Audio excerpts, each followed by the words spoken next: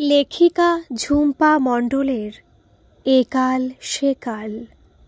শ্বশুর বাড়িতে গিয়ে সবার আগে লাবণ্যকে যে মানুষটা ফোকলা দাঁতে মিষ্টি হেসে আপন করে নিয়েছিল তিনি লাবণ্যর শাশুড়ির খুড় শাশুড়ি মণিমা। যখন লাবণ্য শ্বশুরবাড়ি পা দিতেই একঘর লোকের সামনে লাবণ্যর শাশুড়ি তার গলার হারটা হাতের তালুতে ওজন করে পরখ করে দেখে মুখ বেঁকিয়ে বলেছিল, এত পাতলা। লাবণ্য লজ্জায় মাটির সাথে যেন মিশে গিয়েছিল। তখন লাবণ্যর বাপের বাড়ি নিম্ন মধ্যবিত্ত, রূপ দেখেই বৌমা করেছেন এনারা। লাবণ্যর বর অফিস ফেরত কলেজের রাস্তা দিয়ে আসবার সময় কলেজের সামনে দুই একবার লাবণ্যকে দাঁড়িয়ে থাকতে দেখে খোঁজ খবর নিয়েই এই বিয়ে। ঘর বয়ে বড়লোকের একমাত্র সুপ্রতিষ্ঠিত ছেলে এসেছে মেয়ের পানি প্রার্থী হয়ে। লাবণ্যর বাবাও আর বিশেষ দেরি করেননি। এই মুহূর্তে বাবার উপরে খুব অভিমান হচ্ছিল লাবণ্যর। কেন এত বড়লোকের বাড়িতে বিয়ে দিতে গেল বাবা? ঠিক সেই সময় মণিমা কাছে এসে লাবণ্যর গালটা টিপে মিষ্টি হেসে বলে উঠেছিল, বড়লোক বাড়ির বউ হয়েছে, এবারে নিশ্চয়ই তোর ছেলে ওকে মোটা ভারী গয়না দিয়ে ভরিয়ে দেবে, অত ভাবিস কেন? শাশুড়ির মুখ থমথমে হয়ে গিয়েছিল তৎক্ষণাৎ। কিছু বলতে গিয়েও থেমে গিয়েছিল। লাবণ্যর তখনও মণিমার সাথে আলাপ হয়নি, কিন্তু সে গম্ভীর আবহাওয়া দেখে বুঝেছিল মণিমার উপরে কেউই বিশেষ কথা বলতে সাহস পায় না। এমনকি তার গম্ভীর শাশুড়ি পর্যন্ত চুপ করে গেল। লাবণ্যর খুব ভালো লেগেছিল শ্বশুরবাড়ির অত আত্মীয় স্বজনদের মধ্যে এই হাসিখুশি অথচ শ্রদ্ধা করার মতো মানুষটাকে। মণিমা প্রায় ৭৫-এর কাছাকাছি বয়স হবে। রিজু লম্বা শরীরটা আর উজ্জ্বল চোখ দেখলেই বোঝা যায় এই বয়সেও আত্মবিশ্বাসে ভরপুর মানুষটি। আর বোঝা যায় ভীষণ রকমের সুন্দরী ছিলেন এককালে। বিয়ের পর যখন শ্বশুরবাড়িতে এসে এত দায়িত্বের মধ্যে লাবণ্য যখন হাঁপিয়ে উঠত, তখন সবাই ঘুমিয়ে পড়লে প্রায় দুপুরে একা এই একলা থাকা মানুষটার কাছে চলে আসতো মনের গল্প করবে বলে। সেই সঙ্গে উপরই পাওনা ছিল নানা রকমের আচার আর তিলের নাড়ু, গুড়ের নারকেল নাড়ু। লাবণ্য যখন খেতে খেতে জিভে টকাস করে আওয়াজ করত, তখন তৃপ্তিতে মণিমার মুখে হাসি ভরে যেত। তখন কে দেখে বলবে এই মানুষটার পিছনে সবাই দেমাকি বলে খুব মুখ বেঁকায়। সাধারণত ওনার দেমাকের জন্যই নাকি বিশেষ কেউ আসে না এই বাড়ি। লাবণ্যর হাসি পায়। কই, তার তো কখনো তেমন মনে হয়নি যে মণিমা দেমাকি। ভীষণ আপন মনে হয় মণিমাকে। মণিমার কাছে সে জেনেছিল আসলে ওনার কর্তার নাম মণিময়। সেটা থেকেই উনি সবার কাছে উত্তরাধিকারীর সূত্রে মণিমা। ওনার এক ছেলে বিদেশে সেটেল করেছে, বিদেশি বউ নিয়ে সেখানেই থাকে। বাবা মারা যাবার পরে ছেলে মণিমাকে নিয়ে যেতে চেয়েছিল বিদেশে, কিন্তু তিনি যেতে চাননি। বাবা অসুস্থ হবার পরে ছেলের আসার সময় হয়নি। হ্যাঁ, মারা যাবার পরে এসেছিল অবশ্য, হয়তো সেই কারণে একটু অভিমানীও মনে মনে। ছেলে অবশ্য এখানে মাকে জ্ঞাতিদের কাছে রেখে গেলেও ৩ জন বিশ্বস্ত কাজের লোক রেখে গেছেন। অনেকদিন পরে মণিমার নাতি নাতবউ নাকি গত বছর ওই দেশ থেকে নিতে এসেছিল, কিন্তু উনি আর যেতে চাননি স্বামীর ভিটে ছেড়ে। আজ সকালে বরের সাথে একটু মনোমালিন্য হলো লাবণ্যর। লাবণ্য বলেছিল, আজ অফিস যেতে হবে না, সাইবার ক্যাফে গিয়ে আমার 3rd ইয়ারের অ্যাডমিশনটা করিয়ে নিই চলো। কিন্তু বাবুর আজও সময় নেই। এই সপ্তাহটা লাস্ট অ্যাডমিশনের, এরপর হলে বিশাল ঝক্কি হবে। লাবণ্য রাগারাগি করছিল। হয়তো তার বর রাগ ভাঙাতে যেত, কিন্তু শাশুড়িমা মধ্যিখানে এসে বলল, তোমার ভর্তি হবার থেকে ওর আজ মিটিংটা অনেক বেশি দরকারি, বুঝেছ? আর তাছাড়া আর পড়াশোনা করে কি হবে? এ বাড়ির বউ হয়ে চাকরি তো আর করছো না। লাবণ্যর বর মায়ের বাধ্য ছেলে, মায়ের মুখের উপরে কথা বলে না। যথারীতি সে মুখ কাচুমাচু করে অফিস চলে যায়। লাবণ্যর মনটা খুব খারাপ হয়ে যায়। এরা এমন ভাব করে যেন আর পড়ে কি হবে, এবার সংসার সামলাও, অথচ এমন কথা তো ছিল না। আজ 3 দিন ধরে বলে যাচ্ছে ভর্তি করানোর জন্য, কিন্তু লাবণ্যর বরের সময় হচ্ছে না, তার নাকি ছুটি নেই। মনটা খুব খারাপ লাগছিল তার। এই বাড়িতে এসে যেন তার দম বন্ধ হয়ে আসে তার মাঝে মাঝে। এত বিধিনিষেধ। ইচ্ছে হয় একাই চলে যায় সে যে কোনো সাইবার ক্যাফে, কিন্তু সদ্য বিয়ে হয়েছে, তার মাস 4 হলো। একা বের হয়নি সে একবারও, তাই সাহসে কুলায় না। দুপুরে খাবার পরে সে মণিমার কাছে এলো।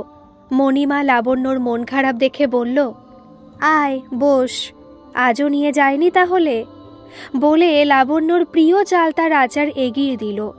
লাবণ্য মুখ ভার করে চালতার আচার খেলো কিছুক্ষণ। তারপর নিজের মনটাকে হালকা করার জন্য চালতা গালের মধ্যে ঢুকিয়ে ভুরু নাচিয়ে জিজ্ঞেস করল, আচ্ছা মণিমা, তোমার বরের কথা তোমার মনে পড়ে এখনো? মণিমার মুখ সঙ্গে সঙ্গে লজ্জায় লাল হয়ে গেল। এই বয়সে এসেও হেসে বলল, পড়বে না আবার? সে কি ভুলে যাবার মানুষ? লাবণ্য এবারে মণিমার আরও কাজ ঘেঁষে বসে জিজ্ঞেস করল, বলো না তোমাদের গল্প একটু শুনি। মণিমার চোখ দুটো উজ্জ্বল হয়ে উঠল। বলল, খুব ছোটবেলায় বিয়ে হয়েছিল আমার, তখন বছর 11 বয়স হবে। বর যে একটা খুব তোয়াজের জিনিস সেটা ঠাড়ে ঠোড়ে বুঝিয়ে দিয়েছিল বাপের বাড়ির লোকজন। বাপের বাড়ি থাকতেই শুনেছিলাম শ্বশুর শাশুড়ি নামক মানুষগুলো নাকি খুব রাগী হয়, তাই বিয়ের নাম শুনেই বিয়ের আগে থেকে কান্না শুরু করেছিলাম। সেই কান্না আমার এসে থামে ফুলসজ্জার রাতে। লাবণ্য অমনি নড়ে চড়ে বসল, রসালো গল্প শুনবে ভেবে। মণিমার দিকে তাকিয়ে হেসে চোখ গোল্লা করে বলল, ও মা, মণিমা, ওইটুকু বয়সে তো তুমি হেব্বি এচড়ে পাকা ছিলে। মণিমা মুখ ঝামটা দিয়ে বলল, আহ মুখ পুরি, পুরোটা তো শোন। বলো। বিয়ের সময় দেখেছি আমার বর লোকটা বেশ সুন্দর দেখতে, যদিও আমার থেকে 15-16 বছরের বড় ছিল। তা হোক গিয়ে আমি তো খুব ভয়ে ভয়ে শ্বশুর বাড়ি এলাম। শাশুড়ি ছিলেন খুবই গম্ভীর প্রকৃতির, আমার সাথে গম্ভীরভাবে কথা বলে যাচ্ছে সব সময়, এটা করো না, ওটা করো না, এখানে যেও না, ওখানে দাঁড়িও না। একেতে নতুন জায়গা, সব অচেনা মানুষজন, তার উপরে এমন শাসন, ভয়ে আমার বুক কাঁপছে তখন। ও, ওই জন্য বুঝি আমি এই বাড়ির বউ হয়ে আসতে আমাকে সবার প্রথমে আপন করে নিয়েছিলে? বুঝতে পেরেছিলে বুঝি আমারও বুক কাঁপছিল? মণিমা হেসে বলল, হ্যাঁ রে মা, তোকে দেখে আমার নিজের কথা মনে পড়ছিল যে আমিও যে গরিব ঘরের মেয়ে ছিলাম, রূপের জোরে এ বাড়ির বউ হয়েছি। মণিমার গলা জড়িয়ে ধরে লাবণ্য বলল, আচ্ছা, এতদিনে বুঝলাম এই জন্য আমাদের এত মিল। তারপর বলো, তোমার ফুলসজ্জায় কি এমন হলো শুনি? মণিমার চোখ দুটো উজ্জ্বল হয়ে উঠল। বলল, বৌভাত হয়ে যাবার পরে বাপের বাড়ির সবাই যখন চলে যাচ্ছিল, আমি তো ভেউ ভেউ করে কেঁদে ফেললাম। শ্বশুর বাড়ির সবাই অবাক হয়ে গেল। শাশুড়ি তো বলেই দিল, এ কি ছিচকাদুনি বৌমারে বাবা, বিয়ে কি আর কারো হয় না?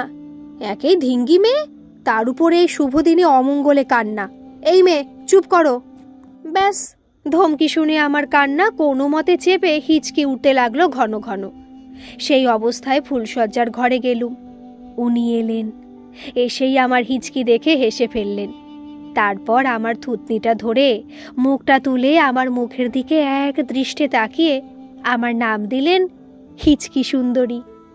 ওয়ে হয়ে, হিচকি সুন্দরী, এ রহস্য তো জানা ছিল না বলে লাবণ্য হেসে উঠল। মণিমা গলা নামিয়ে বলল, এই, কাউকে বলিস না যেন, আর কেউই কিন্তু জানে না, তোকে প্রথম বললাম। তারপর এটা সেটা কথা বলতে বলতে আমি পড়াশোনা জানি কিনা জিজ্ঞেস করলো। আমি তো থতমতো খেলুম। বাপের বাড়ি থেকে এই রাতের জন্য যে ট্রেনিং নিয়ে এসেছিলাম, তার অর্ধেক বুঝতে না পারলেও এই প্রশ্নটার কি উত্তর দেব তা তো কেউই শিখিয়ে দেয়নি। তাই ভেবলুর মতো গোলগাল চোখে তাকিয়ে থাকলাম। আমার দাদা আর ভাই পড়াশোনা করে, কিন্তু আমি মাঝে মাঝে কেউ না থাকলে ওদের বইগুলো নিয়ে ঘুরঘুর করতাম। বইয়ের অক্ষর কিছু বুঝতাম না, তাই ছবিগুলোতে হাত বুলাতাম। তখন কি জানতাম এই কঠিন প্রশ্নের সামনাসামনি হতে হবে আমার এই রাত্রে? তা আমার মুখ দেখে তখন উনি গম্ভীর স্বরে শুধু বললেন, এই গম্ভীর উত্তর শুনে বুঝলাম উনি রেগে গেছেন বুঝি। আমি তখন ভাবলাম, মনে হয় স্বামীর কাছে পরীক্ষায় পাশ করতে পারলাম না। স্বামীর কাছে পরীক্ষায় পাশ করতে না পারলে শুনেছি কপালে গভীর দুঃখ থাকে মেয়েদের। আমি অসহায় একটা ছোট মানুষ, আবার কাঁদতে যাব? অমনি উনি হেসে বললেন, চলো হিচকি সুন্দরী, আজ পূর্ণিমা, ছাদে যাই চলো। সঙ্গে সঙ্গে কান্না আমার উড়ে গেল। আমার বাপের বাড়িতে ছাদ ছিল না তো। উনি হঠাৎ আমায় দু হাতে পাজা খোলা করে ছাদে নিয়ে গেলেন। আমি তো লজ্জায়, সেই মুহূর্তে মনে হয়েছিল এই বাড়িতে একমাত্র এই মানুষটা আমার সব থেকে আপন। যদিও ওনার গল্প শুনতে শুনতে ওনার কোলের উপরে মাথা দিয়ে কখন যে ঘুমিয়ে পড়েছিলাম টের পাইনি। মণিমার চোখে জল দেখে আমি ওনার কাঁধে মাথা রাখলাম। বললাম, ইস, এই রোমান্টিক রাতে কে ঘুমায়? মণিমা আমার মাথায় অন্যমনস্কভাবে হাত বুলিয়ে আবার বলল, তখন কি আর অত বুঝতাম, তবে পরে বুঝলাম মানুষটা বাইরে সবার সামনে চুপচাপ, কিন্তু ভিতরে একদম প্রাণ খোলা। পড়াশোনায়ও ভীষণ ভালো। বুঝেছিলাম আমি ওনার সব কিছুর দোসর হলেও পড়াশোনার দিক থেকে অযোগ্য ছিলাম। খারাপ লাগতো যখন একটু বুঝতে শিখলাম। এরপর একদিন একটা বই নিয়ে এলেন, বিদ্যাসাগর মশাইয়ের লেখা বর্ণ পরিচয়। এই বই আমি আমাদের বাড়ি দেখেছি, ভাই পড়তো। এরপর থেকে উনি নিজেই আমাকে পড়াতে শুরু করলেন, রোজ বাড়ি ফিরে এসে রাতের বেলা। দিনে তো তখন দেখা করার বালাই ছিল না। ক্রমে উনি আবিষ্কার করলেন মাথা আমার বেশ পরিষ্কার। খুব উৎসাহ পেলেন। একে একে সব শিখে ফেললাম আমি। উনি ধীরে ধীরে পত্রিকা, গল্প বই এনে দিতেন, আর আমি পড়তাম। গল্প বই কি যে ভীষণ ভালো লাগতো। সংসারের কাজ সেরে তাড়াতাড়ি চেষ্টা করতাম নিজের ঘরে ঢুকে আগুল দিয়ে গল্পের বইয়ের উপরে ঝাঁপিয়ে পড়তে। যেগুলো পারতাম না, বুঝতে পারতাম না, কলম দিয়ে দাগ দিয়ে রাখতাম। রাতে উনি বুঝিয়ে দিতেন। সব থেকে ভালো লাগতো যখন উনি রাতে শুয়ে শুয়ে আমাকে গল্পগুলো পড়ে শোনাতেন। আমি একদম কোলের কাছটাতে ঘেঁষে শুয়ে শুয়ে শুনতাম মোহিত হয়ে। ও মা, কি ভীষণ রোম্যান্টিক মোমেন্ট গো, বলে মিষ্টি হাসি দিল লাবণ্য। মণিমা হেসে বলল, এরই মধ্যে ছেলে এলো আমার কোলে। তবুও সংসার সামলে, ছেলে সামলে বই পড়ার নেশা কমাতে পারলাম না। হ্যাঁ, তবে একদিন আমার ননদ দেখতে পেয়ে সারা বাড়ি করল, বউ মানুষ আবার লেখাপড়ার শখ, ওই জন্য নাকি কাজের মন নেই। সব বাড়ির মেয়েরা যখন আড্ডা দেয় তখন আমি ঘরে আগল দিই। সব শুনে শাশুড়ির হুকুম দিল দুপুরের পরে শাশুড়ির ঘরে সব মেয়ে বউদের মধ্যে বসে তার পদ সেবা করতে হবে। ও সব বই পড়া টড়া বাদ, আর ছেলের কাছে লাগানো পড়ানো করা যাবে না। খুব রাগ হচ্ছিল আমার। উনি তো রোজ পড়াও দিয়ে যেতেন। কয়দিন পড়া দিতে পারছি না দেখে উনি আমায় চেপে ধরলেন, জিজ্ঞেস করলেন কারণ কি। আমিও তো চাইছিলাম উনি চেপে ধরুন আমায়, আমি যাতে কাঁদতে কাঁদতে সব বলে দিই। ব্রহ্মাস্ত্র মেয়েদের। লাবণ্য মুচকি হেসে বলল, হ্যাঁ তা বটে, কাজও হলো। তৎক্ষণাৎ উনি মায়ের ঘরে গিয়ে বলে এলেন, দুপুরে 1 ঘন্টা আমায় ছুটি দিতেই হবে। আমার তো বুক কাঁপছে। সত্যি ভাবিনি অমন রাশভারী মায়ের কাছে গিয়ে কথা বলতে পারবেন। শ্বশুর মশাইও অবাক শুনে, কিন্তু আমার শাশুড়ি জানতো ছেলের জেদ। অবশেষে বিরক্ত হলেও মেনে নিলেন। দ্বিগুণভাবে কথা শোনানো বেড়ে গেল। বাকি জায়রাও ঠাড়ে ঠোড়ে বিদ্যে ধরি বলে ডাকতে লাগলো। ওনার উপস্থিতিতে কিছু বলতে পারতো না বলেই বেশি কাজ দিয়ে সারা দিন ধরে তার শোধ তুলত। গরিব ঘরের মেয়ে বলে কথাও শোনাতো। আমি চুপচাপ শুনে যেতাম, কোনো পাত্তাই দিতাম না। অন্যদের মতো কোমর বেঁধে ঝগড়া করতাম না। তাতে ওরা আরও রেগে যেত। শুধু কাজ শেষে সবার সামনে দিয়ে গিয়ে দরজার আগল দিয়ে ঘরে ঢুকে যেতাম। সেই থেকে আমার নাম হয়ে গেল দেমাকি। আমার এমন নামে কোনো আপত্তি ছিল না। মনে হতো প্রত্যেক মেয়ের এমন একটু দেমাক থাকা ভালো। এরই মধ্যে টুকটাক ইংরেজিও পড়তে শিখেছি। খুব গর্ব হতো মনে মনে এই ভেবে যে ওনার পাশে দাঁড়ানোর ক্ষমতা হয়তো নেই, কিন্তু একটু যোগ্যিত হয়ে উঠছি। ছোট ছোট ইংরেজিগুলো পড়তে পারতাম। একদিন এর ফলাফলও পেলাম হাতে নাতে। একদিন দুপুরে ছেলেরা কেউই বাড়িতে নেই, যে যার অফিসে। শ্বশুর মশাইও নেই, জরুরি কাজে বেরিয়েছেন। পোস্টম্যান এসে একটা টেলিগ্রাম দিল, শাশুড়ির বাপের বাড়ি থেকে এসেছে। তখনকার দিনে টেলিগ্রাম মানেই ভয়ের বিষয়। হলেও তাই। আমি তাড়াতাড়ি খুলে দেখলাম ইংরেজিতে 4টে শব্দ লেখা মাত্র, যার মানে শাশুড়ির বাবা অসুস্থ, যেতে বলেছেন খুব তাড়াতাড়ি। শাশুড়ি প্রথমে ঘাড় বেঁকিয়ে রইলেন, বিশ্বাস করতে পারলেন না আমার কথা। তখন আমি বাধ্য হয়ে ধমক দিয়ে ওনাকে তৈরি হতে বললাম। তখন উনি বোধহয় বুঝলেন, তারপরেই কাঁদতে শুরু করলেন। তৎক্ষণাৎ বাড়ির চাকর ডেকে ব্যবস্থা করে পাঠিয়ে দেওয়া হলো শাশুড়িকে। তা উনি পৌঁছানোর মিনিট 15 পরে ওনার বাবা মারা গিয়েছিলেন। তবুও শেষ দেখাটা দেখতে পেয়েছিলেন বাবাকে। এরপরে বাপের বাড়ি থেকে ফিরে আমার প্রতি ওনার ব্যবহার যেন বদলে গেল। একদিন দুপুরে আমার ঘরে এসে তাকের উপর থেকে আমার পরম শ্রদ্ধেয় বিদ্যাসাগর মশাইয়ের বর্ণপরিচয় বইটা হাতে নিয়ে কপালে ঠেকিয়ে বললেন, এবার থেকে দুপুরে করে বাড়ির মেয়ে বউগুলোর পড়ানোর ভার তোমায় দিলাম বৌমা। বুঝেছি আমরা মেয়েরা চোখ থাকতেও অন্ধ।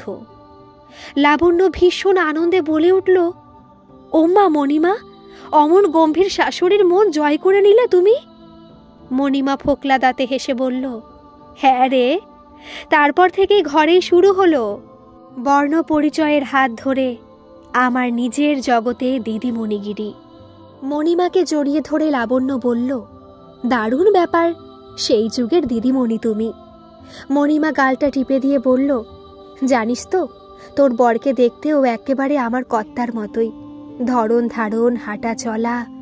ও মা, তোমার তলে তলে এই খবরদার, আমার বরের দিকে হাত বাড়াবে না কিন্তু। ফোকলা দাঁতে হেসে উঠে বুড়ি বলল, আমি বাড়ালাম কই, তুই তো উড়ে এসে জুড়ে বসলি। তারপর মোক্ষম কথাটি বলল আমাকে, তবে কি জানিস, দেখতে এক হলে হবে? তোর বর তো এ যুগের ছেলে হয়েও তোকে মায়ের বিরুদ্ধে গিয়ে পড়াতেই পারছে না। মায়ের ভয়ে জুজু, এটাই পার্থক্য। সেই যুগে আমার বরের মতো কি সাহস করে বাড়ি শুদ্ধ সবার বিরুদ্ধে গিয়ে আমাকে লেখাপড়া শেখাবার হিম্মত আছে তার? লাবণ্য এবারে চুপ করে গেল।